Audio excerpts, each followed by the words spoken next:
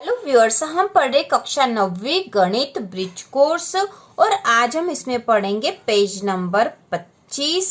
तो यहाँ पर दे रखा अधिगम परीक्षण गुणा भाग। प्रश्न पहला है रिक्त स्थान भरे। तो यहाँ पे पहला जो प्रश्न है हल करके बता रखा हमें कि इस तरह से हमें करना है। जैसे 18 भागित 3 मतलब 18 में हमें 3 का भाग लगाना है।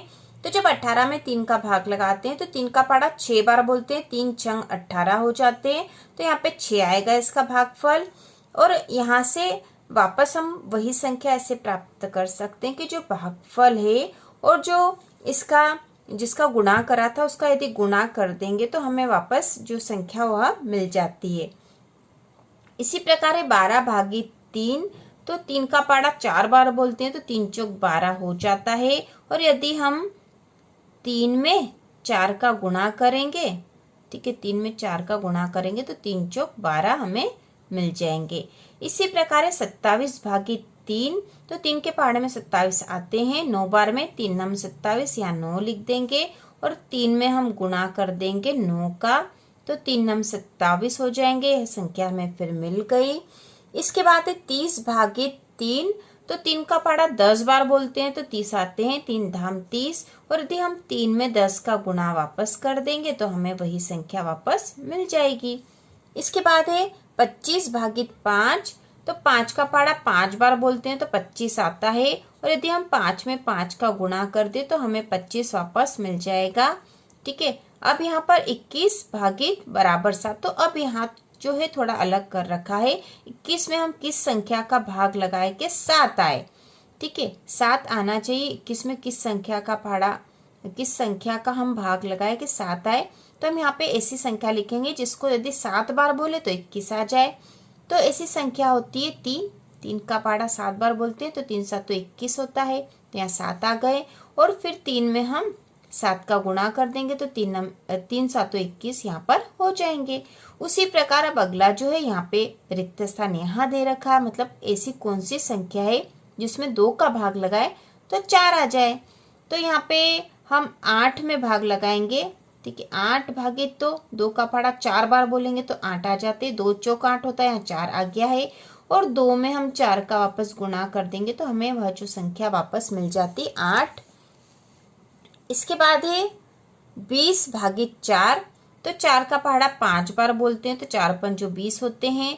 और 4 में यदि हम 5 का गुणा कर देते तो हमें 20 वापस मिल जाएगा। तो इस प्रकार से हम यह जो प्रश्न नंबर पहला रिक्त स्थान वाला हमने कर लिया है। इसके बाद जो प्रश्न नंबर दूसरा है हल करें, तो यहाँ पे हल करेंगे हम। तो 515 में 5 का भाग लगाना है। तो सबसे पहले एक बार पहाड़ा बोलेंगे, 5 एकम 5 घटा देंगे, 0 आ गया। अब ऊपर से उतार लिया 1। 1 में 5 का भाग नहीं जाएगा क्योंकि छोटी संख्या और 5 बड़ा है, तो भाग नहीं जाए उसके हम 0 लगा देंगे। अब ऊपर से वापस उतारा है 5। अब 5 का पाड़ा 3 बार बोलेंगे तो 5 तिया 15 हो जाएंगे। और इस प्रकार से भाग चला गया। इसका उत्तर आया है 103। इसके बाद है 161 में 7 का भाग लगाना है। तो 7 का पहाड़ा कितनी बार बोलेंगे तो 7 दूना 14 हो जाएगा। अब घटा देंगे, 6 में से 6 में से 4 घटाएंगे तो 2 बचेंगे। ठीक है, यहाँ पर 0 है, ऊपर से उतारा 1। 7 का पाड़ा 3 बार बोलेंगे तो 7 तिया 21 हो रहे हैं। ठीक है, तो इस प्रकार से यहाँ उत्तर आ गया है 23। इसके बाद जो अगला है 108 में 9 का भाग लगाना है। तो 9 का पाड़ा 1 बार बोला, 9 एकम 9, 10 में से 9 घटाए तो 1 बचा, ऊपर से उतारा 8, 9 दूना 18 हो जाएंगे यहाँ पर। ठीक है, तो इस प्रकार से यहाँ उत्तर आया 12।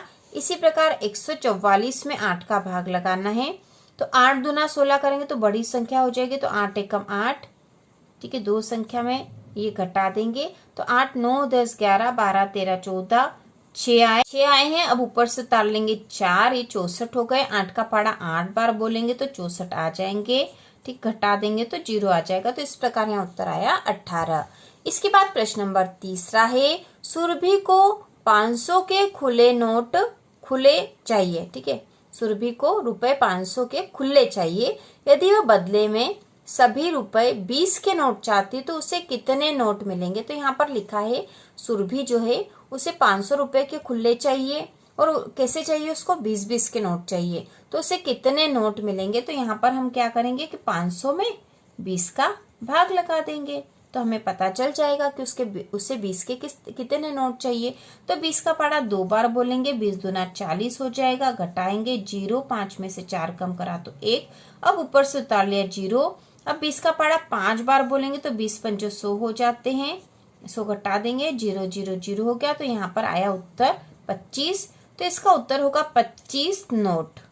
ठीक है, उसे कितने नोट मिलेंगे, तो 25 नोट मिलेंगे उसे 20-20 के, 500 के खुले करवाएगी तो। उसके बाद प्रश्न नंबर 4 है, किसी विद्यालय में 180 बच्चों का नामांकन है, यदि 30 बच्चों के लिए एक शिक्षक की आवश्यकता है तो बताइए विद्यालय में कुल कितने शिक्षकों की आवश्यकता है। तो कुल बच्चे तो यहाँ 180 है और 30 बच्चों पे एक शिक्षक की आवश्यकता है, तो इसके लिए हम 180 में 30 का भाग लगा देंगे। ठीक है, तो 30 का पहाड़ा बोल सकते हैं या फिर 3 का भी पहाड़ा लिख लो और पीछे 0 लगा दो तो 30 का पहाड़ा हो जाएगा। जैसे 3 का 3, 3 दूना 6, 3 तिया 9, 3 चौक 12, 3 पंजे 15, 3 छंग 18 और आगे भी लिख सकते हो और इसके पीछे 0 लगा दो। ठीक है, यहाँ पे 18 था, इसके पीछे 0 लगाया तो 180 हो गया, तो हमें यहाँ 180 चाहिए था। तो 3 का पहाड़ा 6 बार बोलेंगे तो 30 का पहाड़ा 6 बार बोलेंगे तो 180 आ जाएगा। ठीक है, और इसको हम 0 लगा दिया, यहाँ पे घटा दिया है, उत्तर आया 6। तो कुल कितने शिक्षकों की आवश्यकता है, तो उत्तर आएगा 6 शिक्षकों की। ठीक है, 6। इसके बाद अगला 5वां प्रश्न है, 72 फूलों में 6 मालाएं बनाई जाती है, यदि प्रत्येक माला में फूलों की संख्या समान है तो प्रत्येक माला में कितने फूल होंगे। तो एक माला में कितने फूल होंगे, कुल तो 72 फूल है और इसमें 6 माला बना दी है, तो हम 72 में यदि 6 का भाग लगाते तो हमें पता चल जाएगा कि एक माला में कितने फूल है। तो भाग लगा देंगे, 6 एकम 6, घटाएंगे 7 में से 6 कम हुआ तो 1 बचा, ऊपर से उतार लिया 2, 6 दूना 12 हो जाएगा, तो यहाँ पर उत्तर आया 12। तो एक माला में 12 फूल है, तो उत्तर आ जाएगा 12 फूल। तो इस प्रकार से हमने पेज नंबर 25 के सारे प्रश्न कर लिए हैं। तो इसी प्रकार के और वीडियो देखने के लिए कक्षा 9वीं की संपूर्ण तैयारी के लिए चैनल को सब्सक्राइब कीजिए।